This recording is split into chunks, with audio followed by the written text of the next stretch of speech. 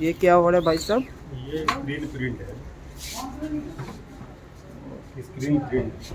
ओ, आपका दुकान नंबर कितना नंबर पे है भैया? 419 शाहपुर जाट। क्या क्या होता है ब्लॉक प्रिंट? ये गोल्डन होता है, फॉइल प्रिंट होता है, खड़ी होता है, कलर होता है प्रिंट। लहंगा बना लो, सूट बना लो, दुपट्टा बना लो, साड़ी बनती है। अब ये रनिंग कपड़ा है, इससे चाहे जो बना लो आप प्रिंट कराने के बाद। ये देखो, ये ओनर है दुकान का। ऐसा ऐसा प्रिंट होता है इनके पास। उस साइड ऐसे ऐसे सारे प्रिंट होते हैं इनके पास। ये सारे प्रिंट होते हैं इनके पास। ठीक है।